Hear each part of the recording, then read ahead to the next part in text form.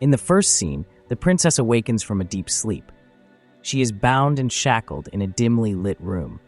She slowly gets up as memories of what happened to her flood in. It seems she had been drugged by soldiers who later kept her captive in the tower. She regains consciousness and takes a look around the room. She hears soldiers approaching her room, and she climbs back in bed, pretending to be asleep. The two soldiers arrive and discuss how the princess is pure and ready for her wedding. One of the soldiers tries to get a closer look at the princess. The princess instantly fights back, bashing her head in the soldier's face. The soldiers make fun of her as she tries to break off her arm from the chains. She proceeded to fight off the soldier while the other one stood aside watching. In the heated fight, she manages to drive a dagger through the soldier's eye, ending his life. The other soldier appears more angry and furiously throws a mug in the princess's direction. She ducks down and rolls over to the other soldier who lies lifelessly on the ground. She uses the same dagger to injure the current soldier on his foot and shoulder. This only makes him more furious, but the princess does not back down. The fight continues till the princess corners the soldier at the window, which leads to the ocean. She unshackles her arms and manages to get out of the room. As she is roaming around the castle, she can hear the voices of other soldiers looking for her. She finds an empty room where she gets in and tries to catch her breath. She rolls up the window and sees the family and her people being oppressed by the man who forcefully intends to wed her. They are harassed and whipped if they refuse to follow orders. The king tries talking to the prince, arguing that his father would be against this behavior. The prince arrogantly tells the king that he and his father were weak and failed their kingdoms. He goes on to declare that he would get married to the princess because he gets whatever he wants. The princess watches from above the tower as her family is humiliated by the prince. Her mind goes back to her wedding day. It started as a simple, beautiful ceremony. The church was filled with guests of all kinds. As the prince gave his speech on how honored he was to be joining the family, the princess realized this was not what she wanted for herself. She apologizes to the prince and storms off the church with teary eyes, knowing she has failed her people. The princess's trip down memory lane is interrupted by the guards' voices outside the door. One of the guards claims he needs to relieve himself as he enters the room where she's hidden. She gets inside the tub of water and holds her breath till the guard gets out of the room. She comes out of the tub gasping for air. She tears off her wedding gown to make it more convenient for running. As she navigates the castle, avoiding the many guards, she runs into a 6-foot-tall guard wearing a metallic mask on his face. The princess is no match for the guard, but she doesn't let that get in her way. While they're fighting, she climbs on the guard's shoulder and turns around his mask, blinding him in the moment. She manages to remove the metallic mask and drills the horns of the mask into the guard's neck. For her final move, she forcefully hits him with the mask, ending his life. The princess reminisces about her fighting lessons with her teacher Lin. Her mother, the queen, had found the practicing and insisted that a princess was supposed to be learning etiquette instead of being a warrior. Her teacher intervened, claiming she was a smart girl who could learn both things. The queen encouraged the training, but made it clear the king would be against it. The princess comes back to reality as she has to go on with her journey. Meanwhile, the prince and his men find a washed-up body that belongs to one of his guards. They observe the wounds and realize someone has thrown him into the ocean. The prince gives orders to his guards to check every room in the palace and find the vigilante. One short, fat guard is assigned to check on the princess in her room, which is on the highest floor of the castle. Meanwhile, the princess finds a quiet room where she tries to catch a breath. Suddenly, guards storm in, and the princess is forced to fight for her life again. She tries to question one of the guards about the whereabouts of her family, but he cunningly tells her she's not going to get out alive. The princess doesn't hesitate to end his life with a bow.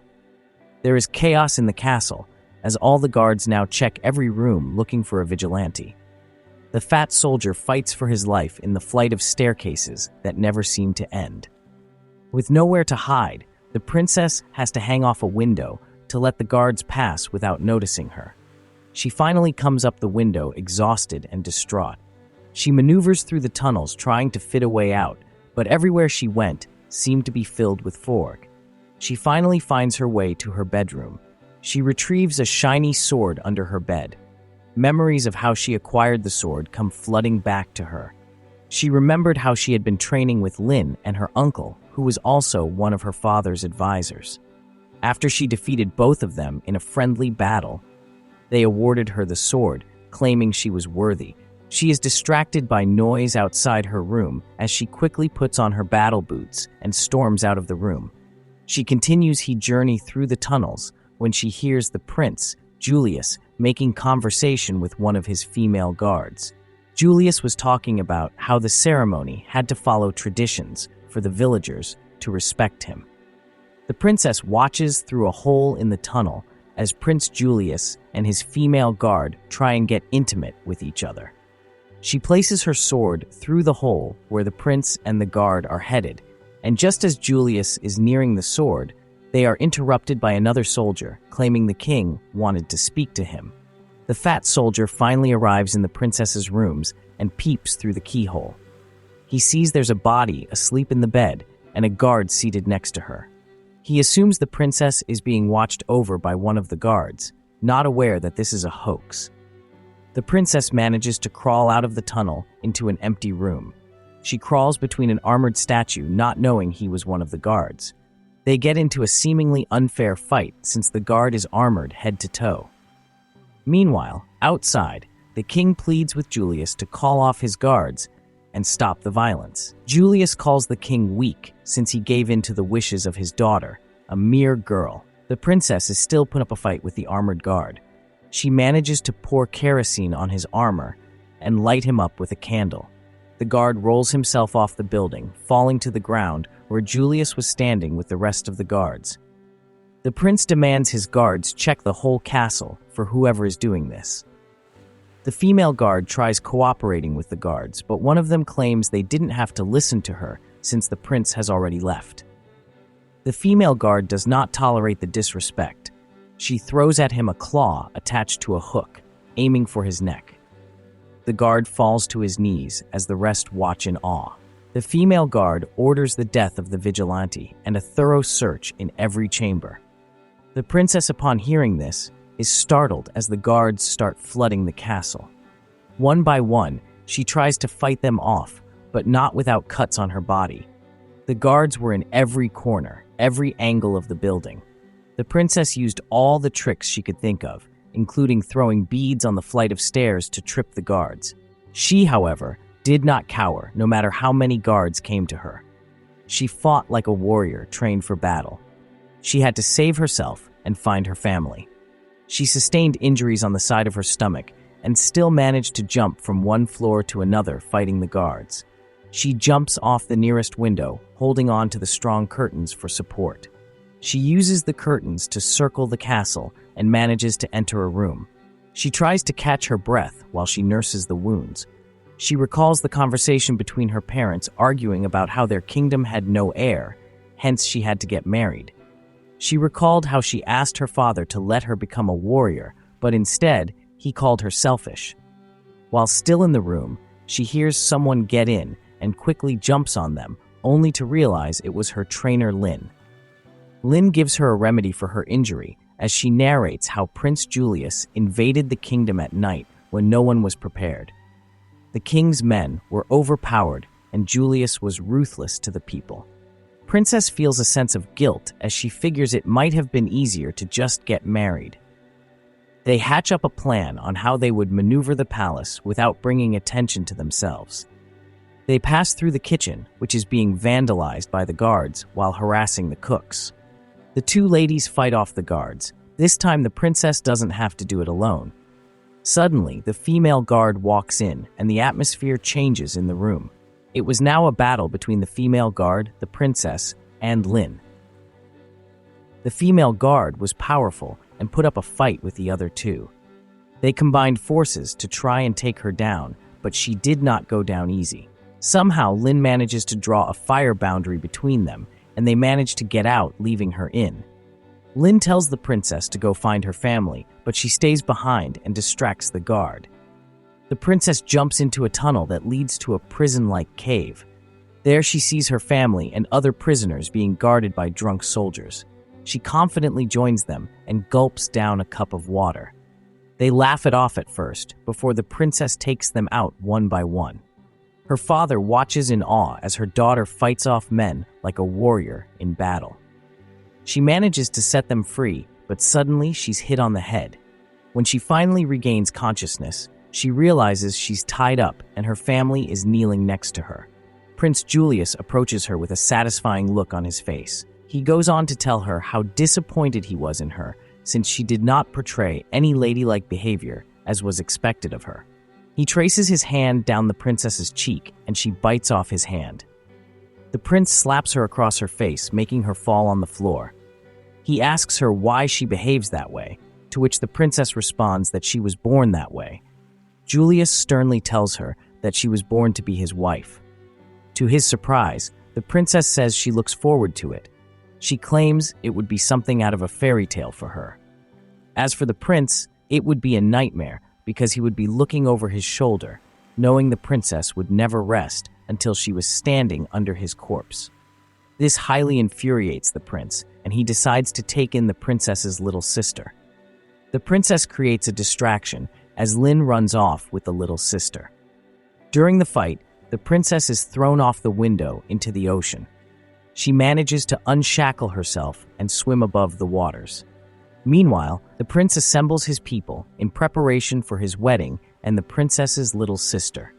He commands the guards to go looking for her everywhere. The princess finds her way to her sister and Lin.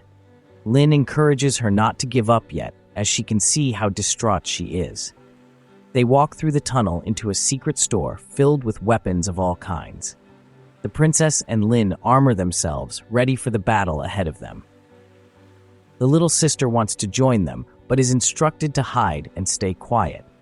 Meanwhile, the prince has gathered everyone together, waiting for the ceremony to begin.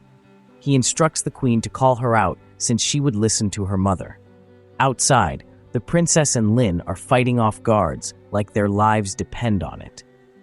They are now armed and ready to end Julius. The little princess sneaks into the church and helps the people untie their hands. Unfortunately, the prince discovers this and pulls her to the front of the congregation. He instructs the priest to marry them, but he hesitates. The fight escalates and easily disrupts the church. The congregation runs for their life. The princess and the female guard find themselves in battle again.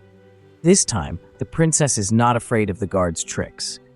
Back in the church, the king tries to fight off Julius, but he draws his sword straight into the king's stomach. Lin tries to defend the king, and meanwhile, the princess manages to overpower the guard by choking her using her whip, leading to her downfall. The princess runs off to the church, only to find Lin had also been wounded by the prince. The princess angrily decides to take on the prince. She vacates everyone from the church, and they're now left alone. Neither of them shows mercy to the other.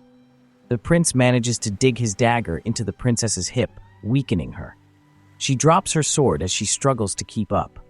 The prince lifts her up in front of the people outside.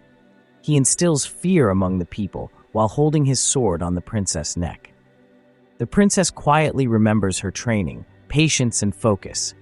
She waits for the right moment while the prince is giving his speech and quickly grabs his sword, chopping of his head. The prince falls with a thud.